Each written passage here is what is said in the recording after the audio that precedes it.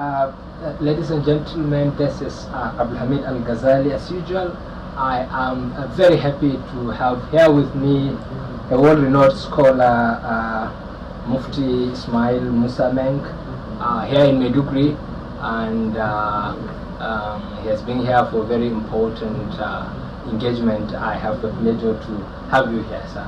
Assalamu alaikum. MashaAllah. I'm happy to be here too. You're welcome. You're welcome.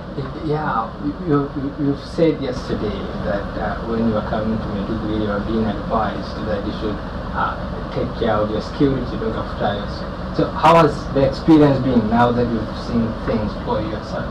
I think it is more secure than a lot of other places in Nigeria. Oh, really? Perhaps I feel very safe here, and really it's extremely peaceful, safe. The people are excited, and mashallah, I think more and more people should actually come here in order to, boost the morale of the people here, inshallah. It is to say that you will be back here again. So. Oh, indeed. If Allah wills, yes, I will be again. I will be here again, indeed. Oh, okay. You've been talking since you came.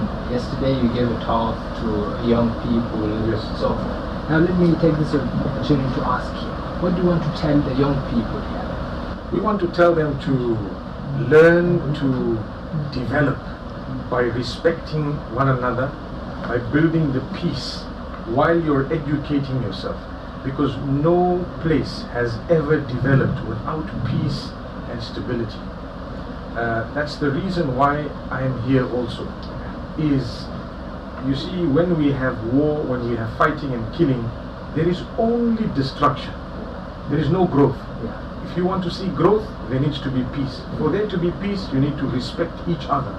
You need to honor each other, fulfill each other's rights. Muslims amongst themselves, within the different sects, as well as the non-Muslims, together with the Muslims and those of all faiths, even those who don't have a faith.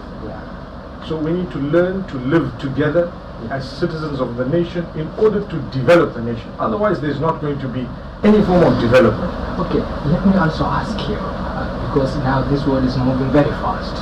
The technology and for the last 10 years or so, there has been this campaign that people should not go to school. School is haram and so forth. What is your take? Well, I spoke about it yesterday. I've been speaking about it for the last 20 years. That studying and learning, both secular as well as religious education, is absolutely important. In the same way, we would love to learn, and we should be learning our religion, and getting closer to Allah and understanding the entire hereafter. We need to know how to live on earth. I am talking to you. People are watching this. People will hear it through what? Technology.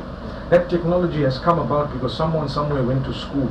They studied. They learned mathematics, geography, physics, biology, chemistry, etc., etc. If we are going to say that is haram, then the clothes that the people who are saying this are wearing, they would not even be there. Absolutely. So it defies the cars they use, even the weapons they use to kill the same people whom they are against. Those weapons would not be there without that education that they themselves are saying is not allowed. So in essence, what you're saying is that if development should ever come to a society, people should pursue knowledge and education. Yes, and a balanced knowledge. I'm not saying do one without the other. We are saying both of these are extremely important. Okay. Let me ask you, you have gone round to see Maiduguri and so forth. You've seen schools. What's the most important thing you've learned about Maiduguri? You've seen the people. You've tasted the meal and so forth. Yes, mashallah. In fact, today we had something called gas meat. You know what that wow. is, mashallah. So may Allah bless you, and really what I've learned is there is a lot of enthusiasm and there is growth. People are highly educated. Actually, there is Islamic education as well as secular education. People speak the Arabic language. People are fortunate and privileged. I don't know why these others are making a noise actually with secular education, when they could have asked people to strike the balance and not to forget the balance. That's the main thing. But in actual fact, what I've noticed is the schools, some of the hospitals and some of the projects that are on the ground, they they have actually blown me off my feet.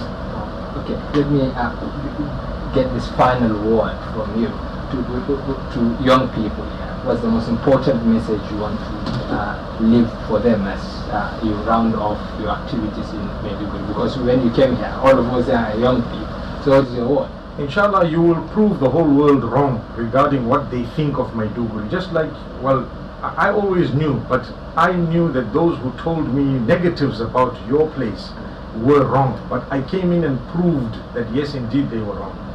So I'd like you to live your life in such a way that you please the Almighty, and you learn to leave some huge legacy for those who are going to come, in a way that people will remember you, and in a way that even though this may have been the birthplace of Boko Haram, but at the end of the day, the growth will be such that they will be eclipsed in totality, because their ideology is based on killing and on hate. And we will promote love as well as growth and the respect of one another, and the continued discussion where we feel discussion is necessary.